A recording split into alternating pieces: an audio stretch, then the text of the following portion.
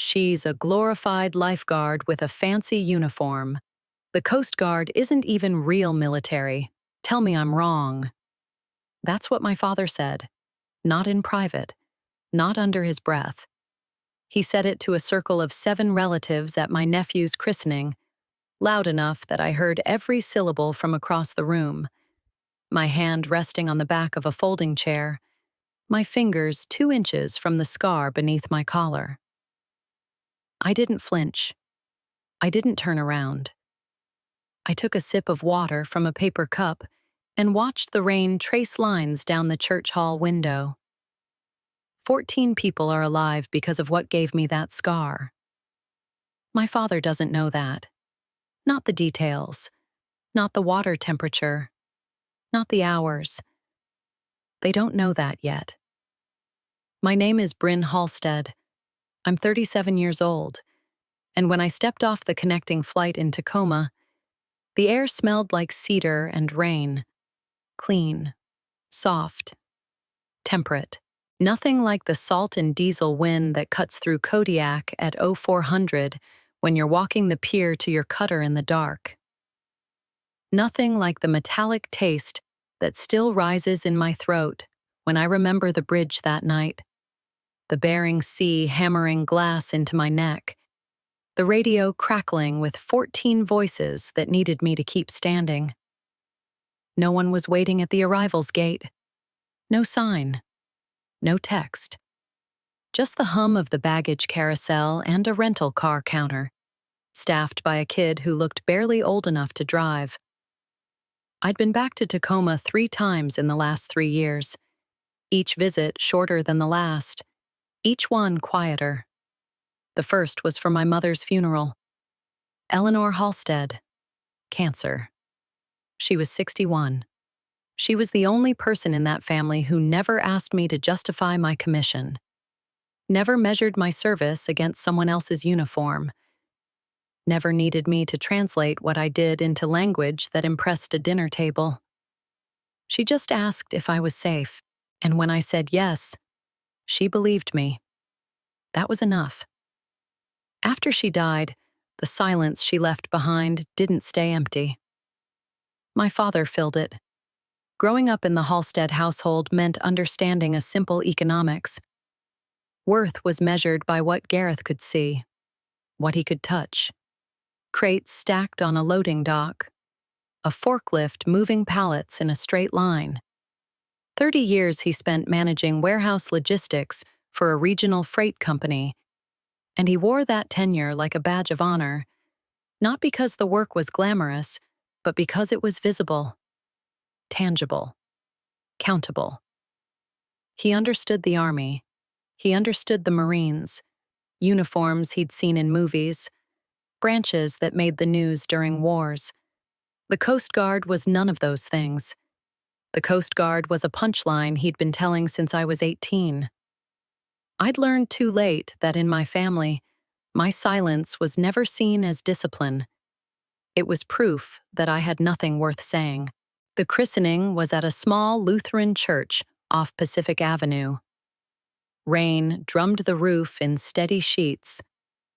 Baby Oliver wore a white gown that had been Grant's 30 years ago, and my brother held him with the careful awkwardness of a man still learning the weight of his own child. Lauren stood beside him, one hand on Oliver's back, the other resting on Grant's arm. She caught my eye as I slid into the 3rd pew. She smiled. It was small and real, and lasted exactly long enough for me to know she meant it. Gareth sat in the front row. He did not turn around. After the service, we drove to my father's house for the reception. The house on Birch Lane. Same cracked driveway. Same wind chime on the porch that clinked like it didn't know what song to play anymore. Same front steps with the warped second board I'd tripped on the morning I left for the academy at 18. My duffel over my shoulder. My mother crying in the doorway. My father already back inside watching the Mariners. I hadn't come back for approval. I'd come back for Oliver. Inside, the living room smelled like pot roast, and something floral Lauren must have sprayed to soften the edges. Scalloped potatoes sat in a casserole dish on the counter beside a loaf of cornbread and a berry cobbler cooling near the window. Gareth had even set out the good plates, the ivory ones with the gold rim that my mother used to save for Thanksgiving. It looked perfect. Warm. Welcoming, if you didn't know where to look. I knew where to look. Family photos lined the mantel. All of them featured Grant's high school baseball team, Grant shaking hands at a regional sales conference, Grant and Lauren's wedding, the ultrasound of Oliver, printed and framed before the boy was even born. My mother's portrait sat in the center, her garden smile, her reading glasses pushed up on her head. Not a single photo of me. Not my academy commissioning. Not the day I took command. Not even a snapshot from childhood where I happened to be standing next to my brother. I had been removed from the family record with the quiet precision of someone rearranging a shelf. They hadn't just forgotten me. They'd rewritten me. I set my bag by the hallway closet and moved to the dining room. The seat at the far end of the table, the one nearest the kitchen door, the one that faced the wall instead of the window, was empty. No place card, no name. Just an open chair that everyone understood was mine by process of elimination. If you've ever been underestimated by the people who were supposed to know you best, hit that like button and subscribe. Every guest rotated around Gareth's orbit. Uncles, cousins. A neighbor named Bill Davis who'd known my father for 20 years and called the Coast Guard the Water Cops, without irony. They gathered in the living room with plates balanced on their knees, and Gareth held court from his recliner, Oliver asleep in a bassinet beside him, as if proximity to the baby conferred some kind of authority. Grant sat on the couch across from him. He laughed when he was supposed to laugh. He nodded when Gareth spoke. He did not look at me. Lauren did. She looked at me 3 times in the first hour. Each time her expression carried the same quiet tension, the face of a woman who understood something was wrong, but had calculated the cost of saying so out loud and decided she couldn't afford it. Not today. I didn't blame her. Gareth was telling a story about a Marine he'd met at the freight depot years ago. A sergeant. 3 tours. Now that, Gareth said, pointing his fork at the room, is a man who served. You could see it in the way he carried himself, the way he talked. Real military. Real sacrifice. He let the word sit. Real. I took a bite of cornbread I didn't taste. The iron rose in my throat anyway. Phantom, involuntary. The same metallic surge that floods your mouth when your body remembers trauma your mind has filed away. I swallowed it down the way I'd been trained to swallow everything. Quietly. Completely. Bryn's in the Coast Guard, Gareth said then, turning to Uncle Ray and 2 cousins whose names I barely remembered. His voice carried the same cadence he used when explaining a shipping delay to a frustrated client. Patient. Slightly amused. Preemptively apologetic. She drives a boat around Alaska, waits for someone to fall in the water. Laughter. Not cruel, exactly. Reflexive. The kind of laughter that follows a line people have heard enough times to accept as true. She's a glorified lifeguard with a fancy uniform. He shook his head, smiling. The Coast Guard isn't even real military. Tell me I'm wrong. No one told him he was wrong. Uncle Ray chuckled. The cousins exchanged a glance and reached for the cobbler. Bill Davis said something about his nephew in the Army National Guard that was meant to redirect but only reinforced the hierarchy Gareth had built. Real branches at the top. Real sacrifice in the middle. And somewhere below the fold, below the conversation, below the threshold of what this family considered worthy of respect. The Coast Guard. Me. Uncle Ray looked at me from across the room, the first time anyone had directed a question my way. "Bryn, you still up there in Alaska, or what?" "I work out of Kodiak," I said. My voice was level. "Same mission, same water." Gareth's smile didn't waver. No one pursued it further. I folded my napkin beside my untouched plate. My hand drifted to my collar. Not consciously.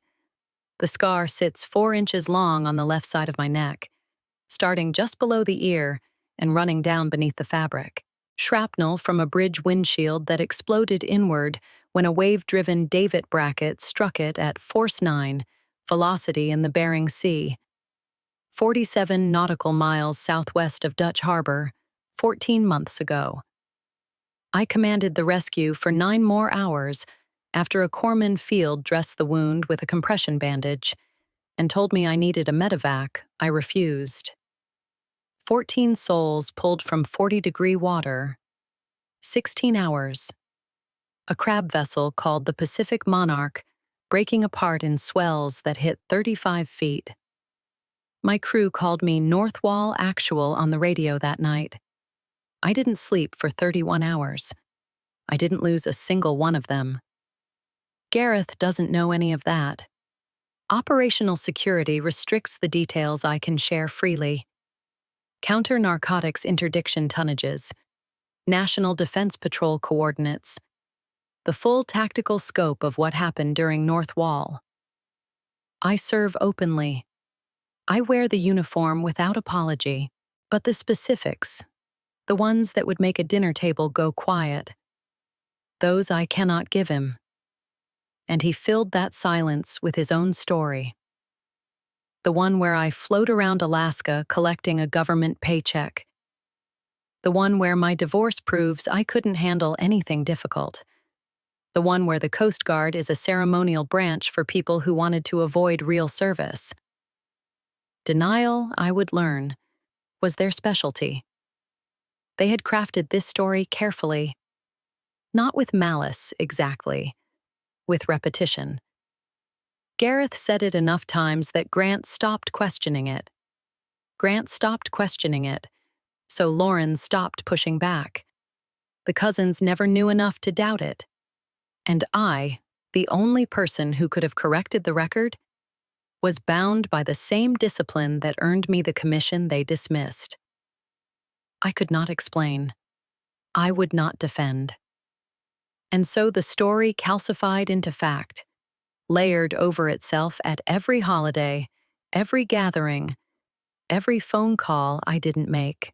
What they didn't know, what none of them sitting in that living room with their cobbler and their assumptions and their easy laughter could have known, was that 3 weeks from tonight, the Commandant of the United States Coast Guard would stand at a podium in Washington, D.C., and read my name into the record. Tomorrow, I'd be back on a plane to Kodiak. Back to the water and the watch. But in 21 days, 250 service members in dress uniforms would rise to their feet. And they wouldn't be standing for Gareth's Marine. They'd be standing for me. 3 weeks passed the way time always passes when you're running operations out of Kodiak. In watch rotations and weather reports, and the particular rhythm of a cutter crew that knows its commanding officer by the sound of her boots on the ladder.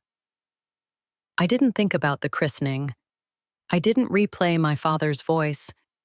I filed it the way I filed every operational distraction.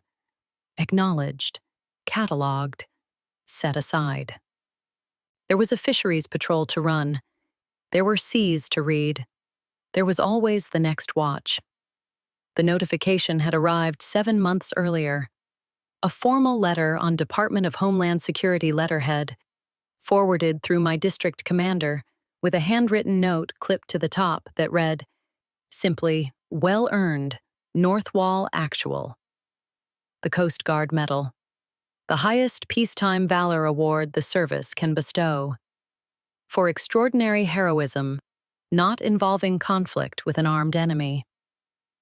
The awards review board had completed its assessment of Operation Northwall.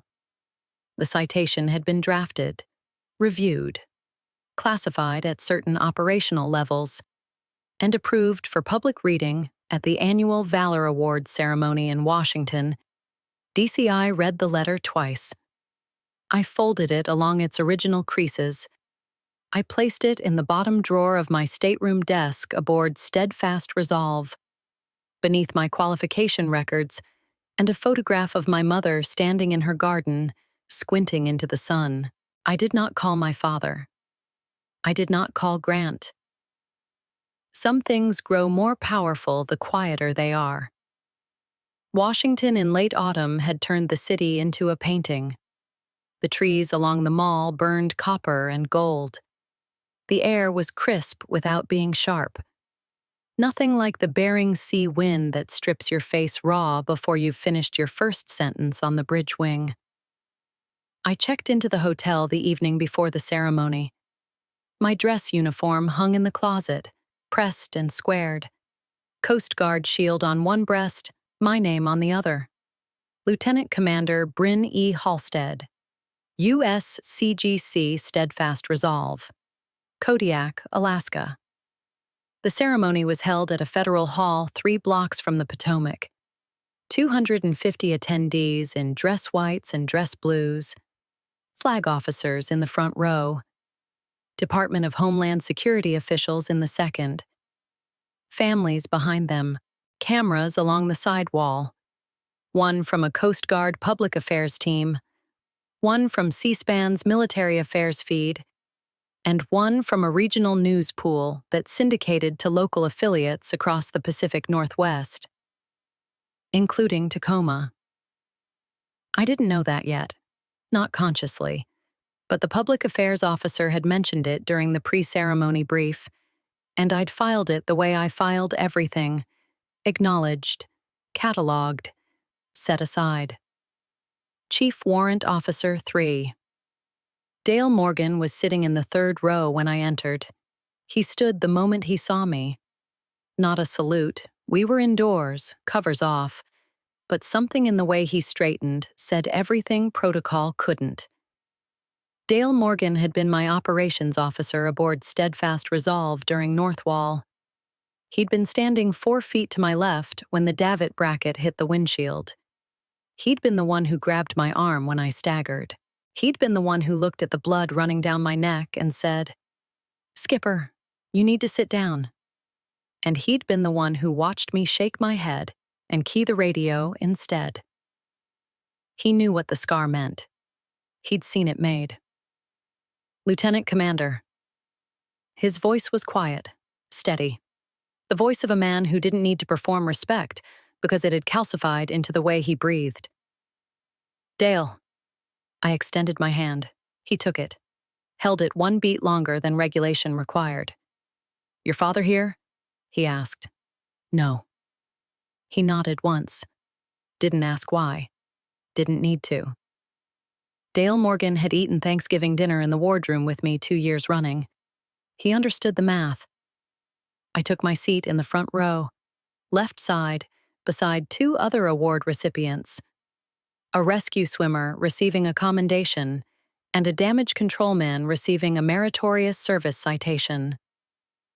Both younger than me, both trying not to look nervous. I folded my hands in my lap and waited. The room filled. Conversations layered over each other like radio chatter on a busy frequency. Low, constant, purposeful. Officers greeted each other with the particular economy of people who understand that time is never wasted on small talk when it can be spent on presence. The chairs were arranged in precise rows. The podium bore the Coast Guard seal. 2 flags flanked the stage, the American flag on the left, the Coast Guard ensign on the right. Even the flag fabric seemed to hold still. The Master of Ceremonies opened with standard protocol remarks. Congressional representatives were acknowledged. Senior officers introduced. And then, from the side entrance behind the podium curtain, he appeared. Admiral Nathaniel Brooks, Commandant of the United States Coast Guard.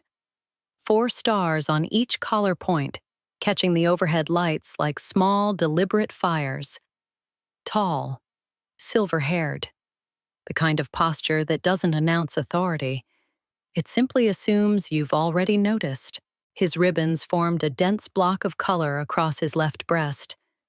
More service than most people in that room had years alive. He moved to the podium without hurry. He placed a single folder on the lectern. He adjusted the microphone by exactly 1 inch. And then he looked at me. Not at the audience. Not at the other recipients. At me. His gaze was steady, assessing, and it traveled, briefly, precisely, to the left side of my neck, where the scar emerged above my collar in the dress uniform's open neckline. 4 inches, shrapnel glass. The kind of mark you don't get sitting in a harbor waiting for someone to call. He held that gaze for 2 seconds. Then he opened the folder.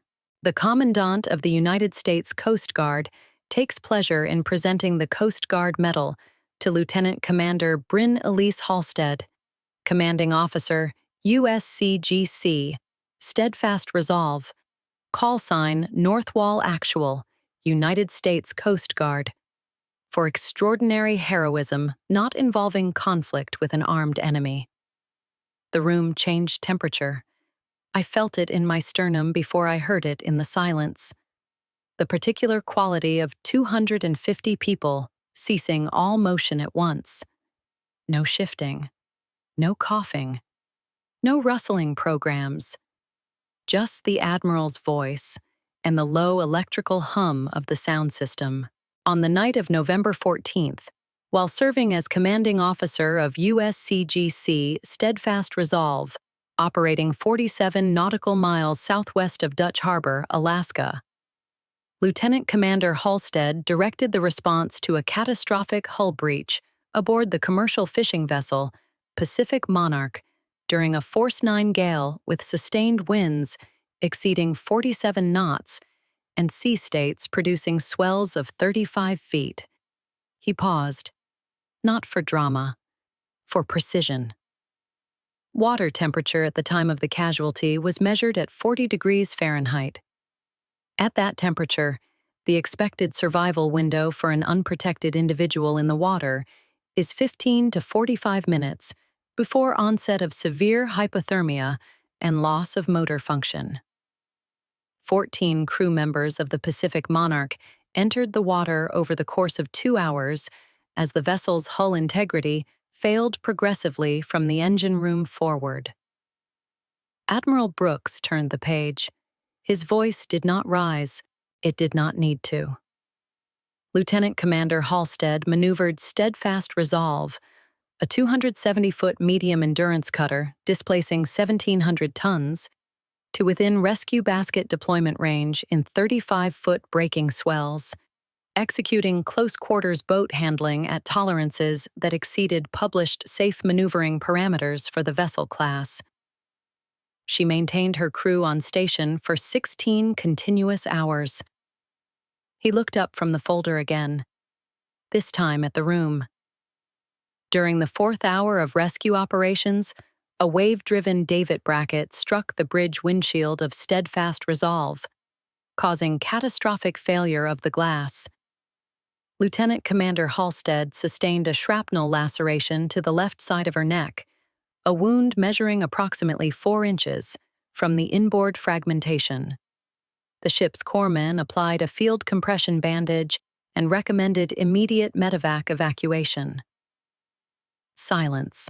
The chandelier above the center aisle did not move. Even the air felt like it was holding its breath. Lieutenant Commander Halstead declined the medevac. She resumed command of the bridge. She continued directing rescue operations for 9 additional hours with an active field dressing on an open wound, coordinating helicopter basket deployments, small boat crew rotations, and survivor triage. Her call sign throughout the operation was Northwall Actual. Admiral Brooks closed the folder. 14 crew members of the Pacific Monarch were recovered alive. No lives were lost. Lieutenant Commander Halstead's actions reflect extraordinary heroism and are in keeping with the highest traditions of the United States Coast Guard and the United States military. He stepped from behind the podium. He did not wait for me to approach. He walked to me. In his hand was a small blue case. He opened it. Inside, the Coast Guard medal sat against white satin, bronze, heavy, real. He pinned it to my uniform. His hands were steady. When he finished, he stepped back one pace, and then Admiral Nathaniel Brooks, Commandant of the United States Coast Guard, 4-star Admiral, the highest-ranking officer in my entire branch of service, saluted me. Not a casual gesture, not a formality. A full, crisp, held salute. I returned it. My hand did not shake. Dale Morgan stood first. I heard the sound of his chair pushing back, a scrape against the hardwood floor that cut through the silence like a signal flare. Then the rescue swimmer beside him stood. Then the row behind them. Then the flag officers. Then the DHS officials.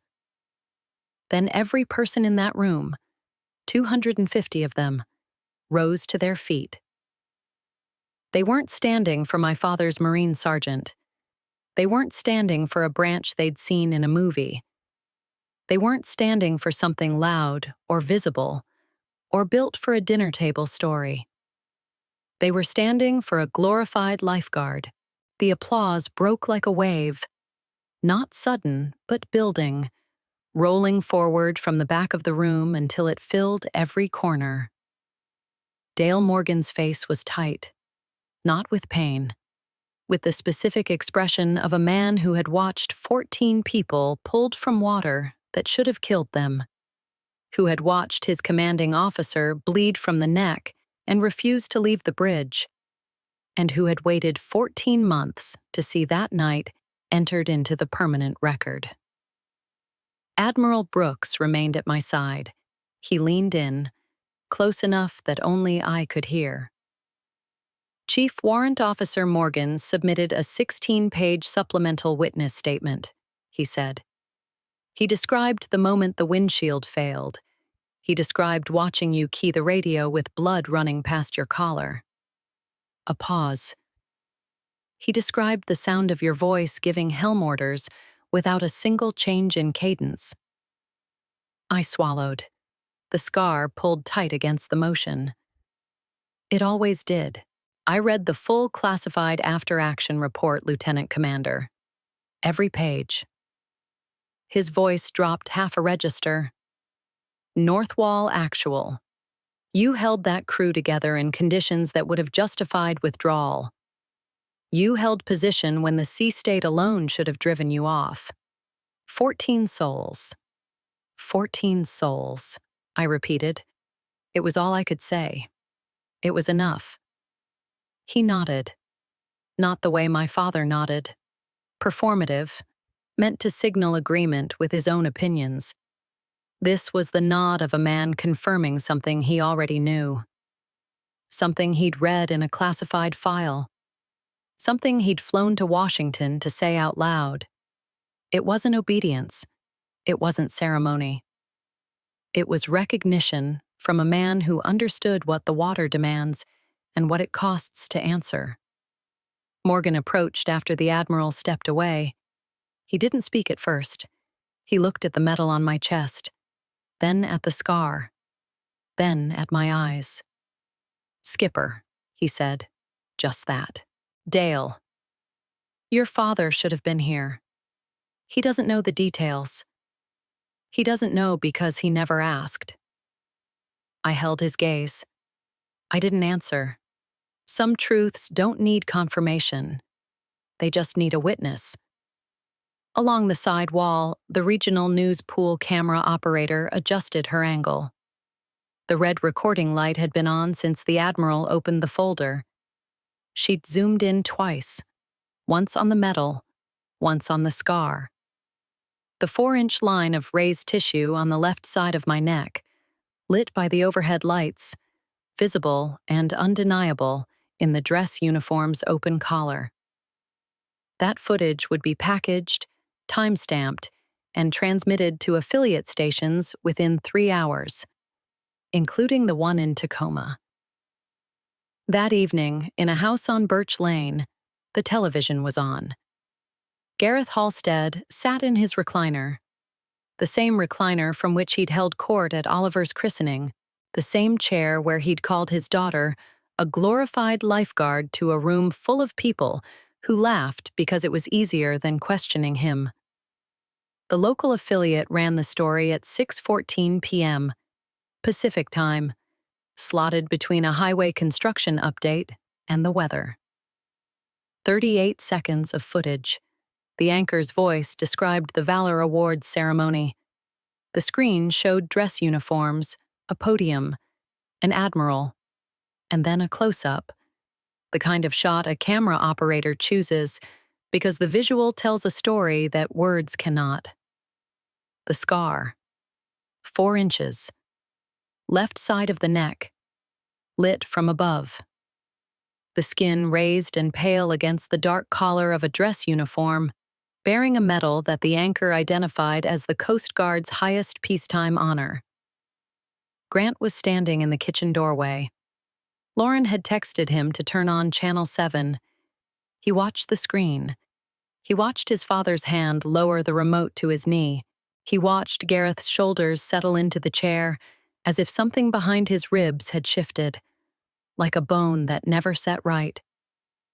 The segment ended. The weather came on. Rain for Tacoma through Thursday. Gareth did not reach for the phone. Grant did reach for the phone. It rang twice before I picked up. I was in my hotel room, the metal case open on the desk beside a glass of water I hadn't touched. The dress uniform hung in the closet again, pressed and squared, the pinhole from the metal barely visible on the breast fabric. Outside the window, Washington glowed the way cities do when they're built to be seen at night. Deliberate, permanent, lit from within. Bryn. His voice carried the particular thinness of a man speaking quietly so someone in the next room wouldn't hear. I just watched the news. Okay. Why didn't you tell us? There it was. The question that wasn't a question. The accusation dressed as concern. The same 5 words that every person who never asked uses when the answer finally arrives without their permission. You didn't ask, Grant. Silence on the line. I could hear the television in the background. The weather forecast, rain through Thursday. I could hear Lauren murmuring something from another room. I could hear my brother breathing the way people breathe when they're calculating how much of their own complicity they can afford to acknowledge in a single phone call. I didn't know it was like that, he said. The rescue. The windshield, Bryn. Your neck. It's a scar. It healed. Dad saw the segment. I know. He didn't say anything. He just sat there. That sounds right. Grant exhaled. It was the exhale of a man standing at the edge of something he'd avoided for 3 years. The space his mother used to occupy. The buffer zone between Gareth's narrative and the truth it was designed to bury. Eleanor had held that space with quiet hands and a garden smile. Without her, it had collapsed, and Grant had let it. Lauren said I should have pushed back, at the christening, when Dad said the lifeguard thing. Lauren was right. I know. But you didn't. No. His voice cracked. Just slightly. Just enough. I didn't. I let the silence hold. I didn't fill it for him. I didn't offer the easy absolution that would have let him hang up feeling lighter. That wasn't my job. My job was to command a cutter, run a watch, and bring people home alive. Reassembling my brother's conscience fell outside my operational mandate. "Is Dad going to call?" I asked, not because I needed the answer, because I wanted Grant to hear himself give it. "I don't think so." "Then we're done here." "Bryn, Grant, I didn't come back to Tacoma for Dad's approval. I came back for Oliver. I held your son. I watched him get baptized. That mattered." I paused. "You know why I didn't call." I hung up. I folded my hands on the hotel desk. Outside, the city continued to glow.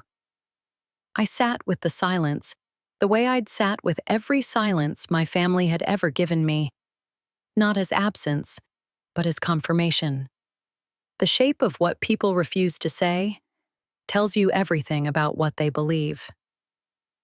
The thing about silence is that it isn't always passive. Sometimes silence is the sharpest answer. Gareth Halstead did not call that night. He did not call the next morning. He did not call the following week, or the week after that, or at any point during the 2 months that followed. I know this because I checked my phone exactly once per day, not out of hope, but out of the same discipline that makes me check the barometer every morning at Kodiak. You monitor conditions. You note their direction. You don't argue with the weather. I returned to base 3 days after the ceremony. The flight from D.C. routed through Seattle with a 2-hour layover, then a turboprop to Kodiak that shook hard enough through the Aleutian crosswinds to remind every passenger that Alaska does not believe in smooth transitions. I watched the coastline materialize through the window. Dark volcanic rock, white surf, the gray-green water that looks like hammered steel when the clouds sit low. Home. Not the word my family would use, but the only one that fit. Steadfast resolve was in her berth when I reached the pier. 270 feet of steel and purpose, riding low on the incoming tide. The officer of the deck saluted as I crossed the brow. The quarterdeck watch logged my return, and just like that, the world that had spent 3 weeks expanding, ceremonies, cameras, admirals, my brother's cracked voice on a hotel phone, contracted back to its essential dimensions. The cutter, the crew, the water, same mission, same watch. The slow collapse of my father's narrative didn't happen the way people imagine. There was no confrontation, no reckoning at the dining table, no dramatic phone call where Gareth Halstead admitted he'd spent years diminishing his daughter's service to make his own discomfort with it feel rational. The rot was quieter than that.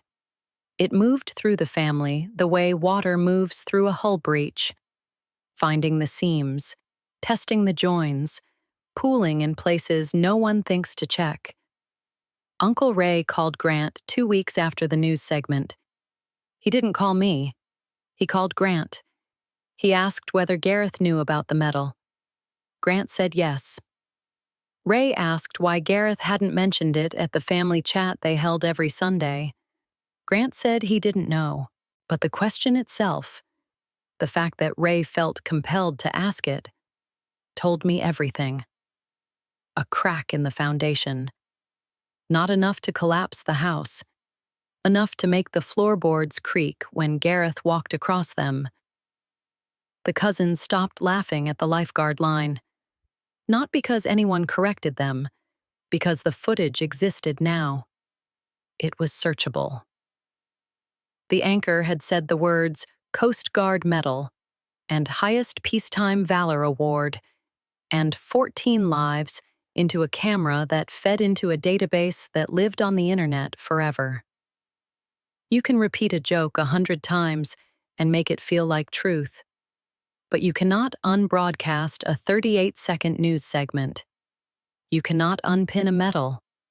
You cannot make a 4-inch scar disappear from a high-definition close-up. Bill Davis, the neighbor who'd called the Coast Guard the water cops, Ran into Grant at a hardware store in early January.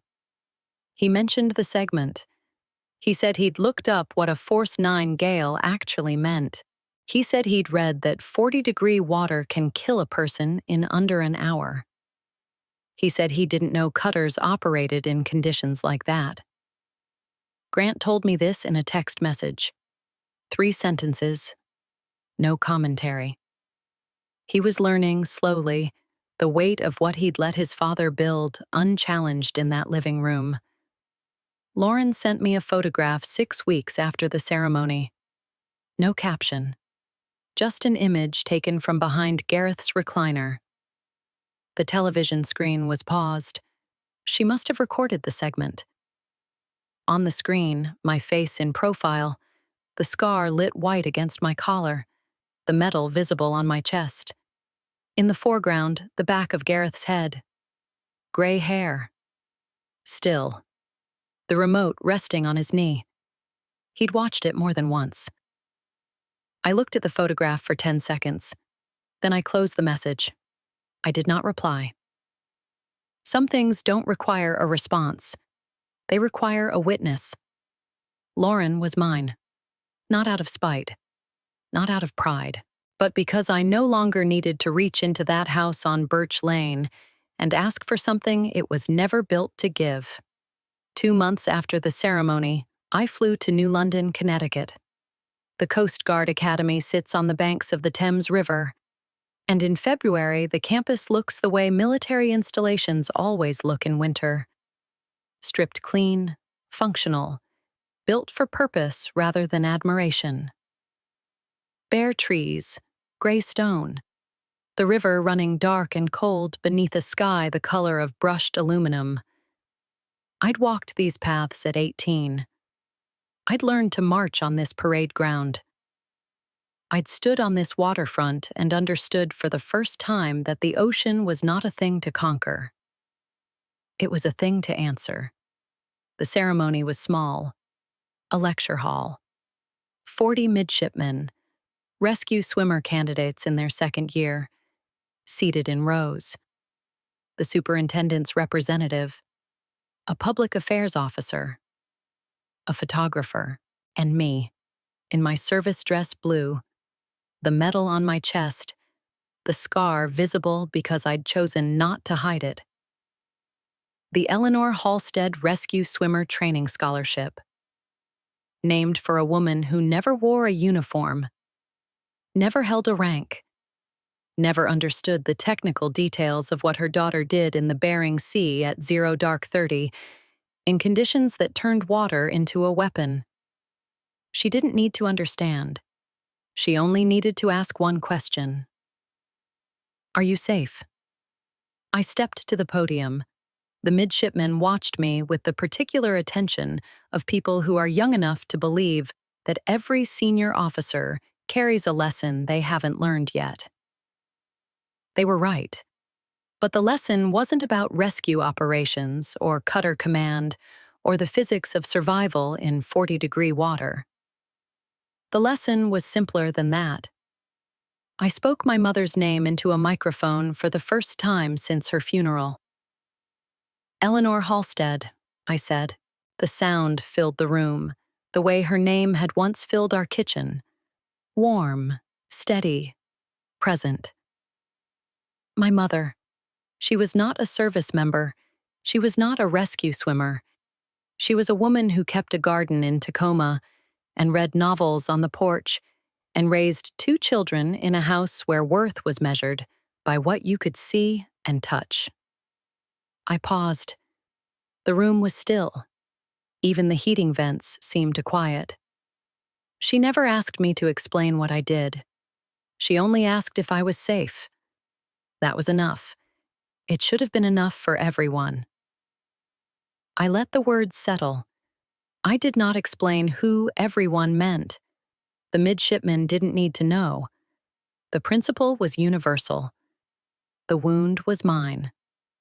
This scholarship exists because someone believed in the mission before they understood it. That's what families are supposed to do. And when they don't, I looked at the rescue swimmer candidates, their faces young and open and not yet scarred. When they don't, you find the people who will. You serve anyway, and you bring people home. I stepped back from the podium. The room applauded. 40 midshipmen and a handful of staff, their palms striking together in a lecture hall on the Thames River in February. It was not 250 people in dress uniforms. It was not an admiral's salute. It was not a news broadcast that would reach a television in Tacoma. It was better, because it carried my mother's name into a place where it would outlast my father's silence, where it would fund the training of people who would someday stand on the deck of a cutter in a Bering Sea gale and answer the water the way I had answered it. Not for recognition, not for approval, not for the dinner table. For the 14 souls in the dark who needed someone to hold position. I flew back to Kodiak the next morning. The turboprop shook through the crosswinds again. The coastline materialized. Volcanic rock, white surf, hammered steel water. I walked the pier at 0400, salt and diesel. The particular cold that strips your lungs clean and makes every breath feel like the first one you've ever taken on purpose. Steadfast resolve was waiting. The officer of the deck saluted. I crossed the brow. I climbed to the bridge. The watch log was open on the console. I signed my name, Halstead, B.E., LCDR, USCG, and looked out through the windshield at the harbor mouth, where the channel markers blinked red and green against the dark. No photo wall, no recliner court, no one measuring my service against a branch they'd seen in a movie. Just the water, just the mission, just the next watch. Just Bryn. Silence had always been the language of my life. My family mistook it for emptiness. My father weaponized it as evidence. My brother let it stand unchallenged until a camera made it impossible to ignore. But silence was never the absence of something. It was the presence of everything I could not say, and everything I chose not to. There is power in patience. There is freedom in truth, even when it comes late. Even when it comes from a news broadcast instead of a father. Even when the person who should have spoken your name first is the last one to hear it. I am no longer the blank space in the family narrative. I am no longer the glorified lifeguard. I am no longer missing from the mantle.